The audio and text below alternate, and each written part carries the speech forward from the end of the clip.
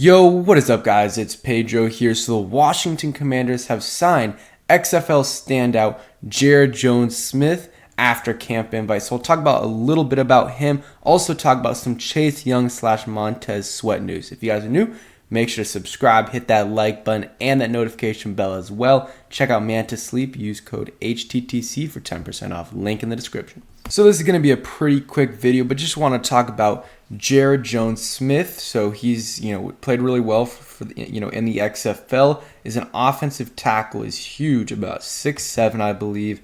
And yeah, Aaron Wilson says, offensive tackle Jaryd Jones-Smith, 6'7", 320 pounds.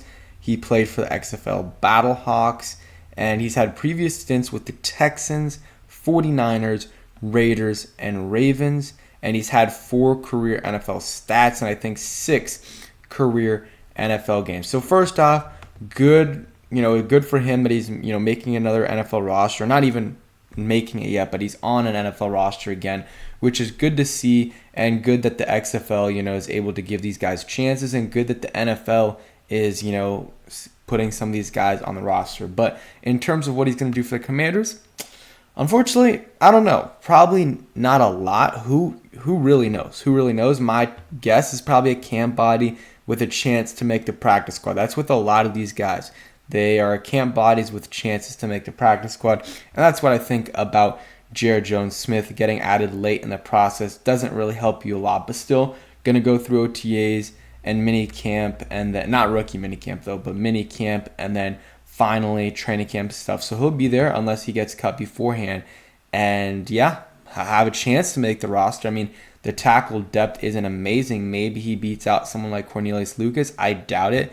But more likely is he's a practice squad candidate. That's kind of my take on it. You look at him, he played with the Ravens, played 3 games there, and then with the Raiders, 3 games there, and then 3 games in Baltimore. Doesn't say any games started, but I guess Aaron Wilson said he started 4 games, so not sure which one is right. A little bit of conflicting information there, but that's kind of it on Jaryd Jones-Smith. There's not really much else to talk about with him. He's a camp body, and he's big, so chance to play at tackle for them.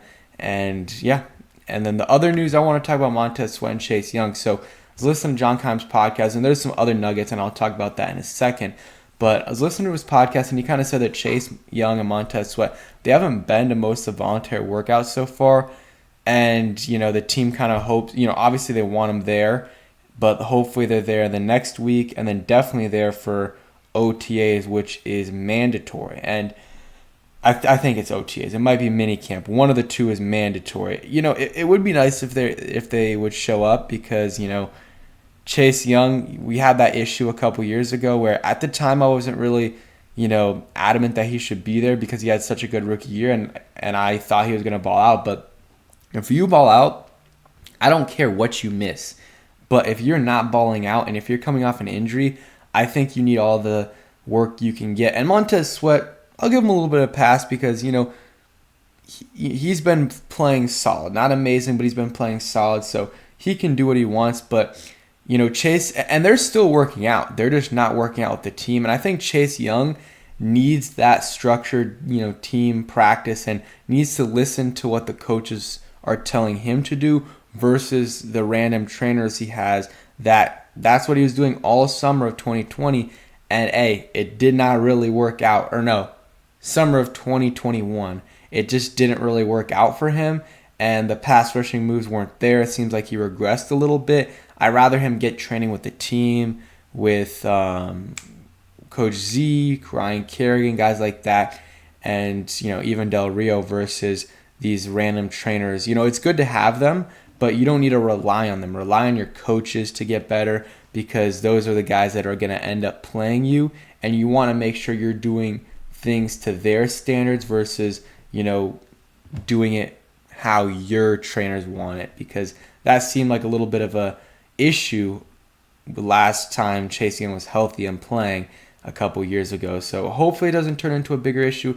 I definitely think Chase is going to be there for the mandatory stuff, but wish he was here for this other stuff right here, because I think it is important. And again, wish he would work under the coaches. But again, it's not a big deal. Not a big deal at all. Other news, I saw, Ed talk about it on his video that he just posted, but saw it on the podcast from Kime that Emmanuel Forbes was playing more in the slot.